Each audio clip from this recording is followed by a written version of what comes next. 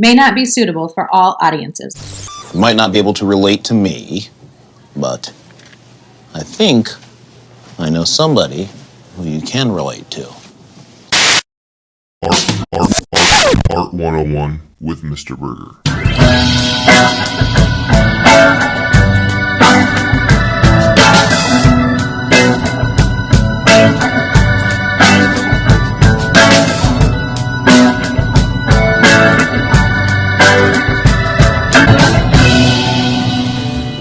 Scholars, welcome back to Art 101 with me, Mr. Burgher, a professional artist and master educator.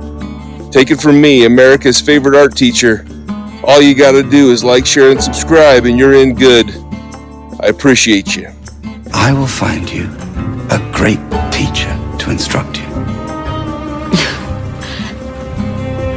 I don't believe you.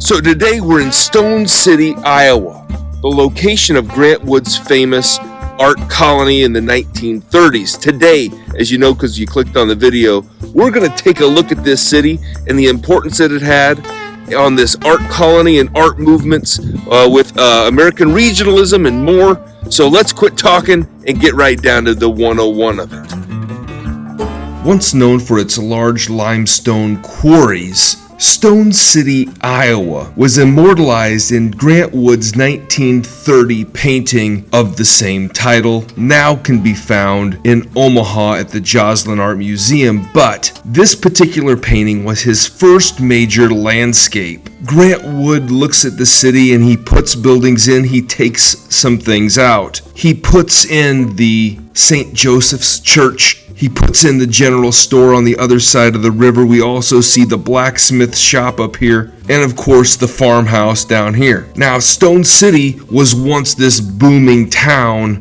due to the quarry. But with the growing popularity of Portland cement, the town was moving from industrial back to rural, where it is today. So Grant Wood goes, visits, does this painting, and with the growing popularity of his work and the American regionalist style, along with other artists, there was a trend on the east and west coasts for having these art colonies where people would go and study and learn and all of that. And Grant Wood thought, why not me? Why not Iowa? And so in the summers of 1932 and 1933, he would found the Stone City Art Colony.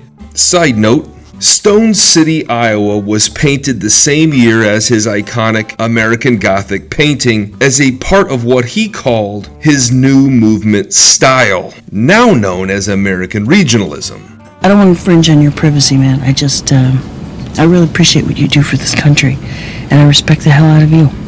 When it comes to the colony itself, there were several individuals that were really involved with that. You had an art director with Edward Rowan. There was another art director from the Flint Institute of Art, Adrian Dornbush, and he, along with Grant Wood, would establish the colony in 1932 with $100 and a promissory note from the success of the colony itself. The Carnegie Foundation put in $1,000 to start this off as a Midwestern counterpart to other art colonies across the United States, as I mentioned. They needed a place for these folks to go, and so they leased 10 acres of land from the Green Estate, which was basically from the quarry itself, but at any rate, they had leased a mansion with a water tower and ice house. Now at the ice house, the basement had a bar in it, and so this would give folks access to some entertainment and place to kind of hang out, when they weren't working, of course.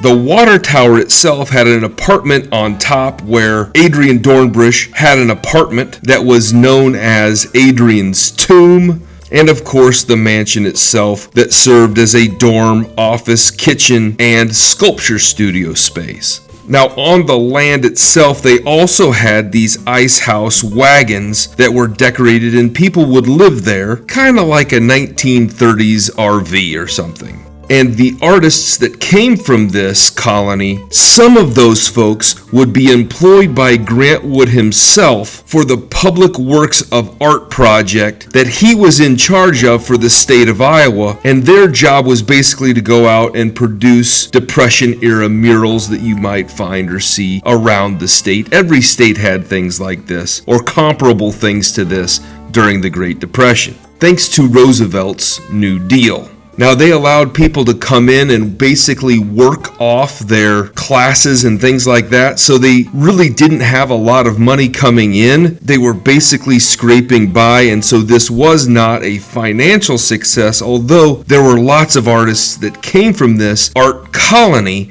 that would go on to have very notable careers on what they had learned, including artists like Lee Allen, Isabel Bloom, Nan Wood Graham, Conger Metcalf, Marjorie Ann Nunn, Daniel Rhodes, Purvis Robinson, and I'm sure lots and lots of others, as there were as many as 120 students that took part in this colony. I am as close to them as anyone, and to this day, I'll never know why they retired.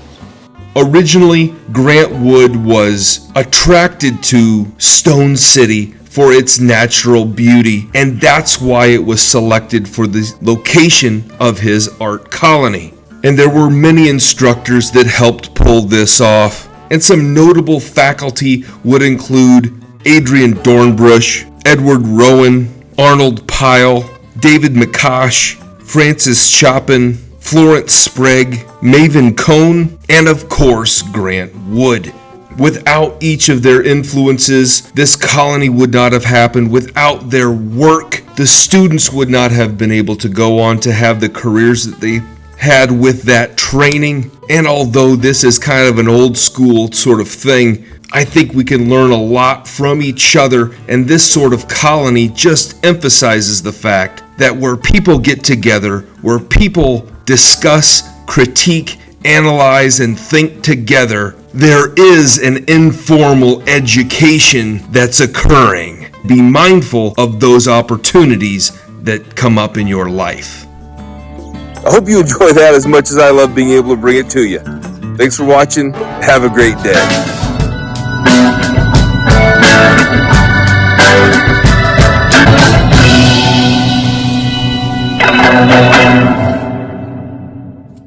Hey, Brock, I've been meaning to ask you, can we get some Red Bull for these things? Sometimes the guy's got to ride the bull. Am I right? Later, skater.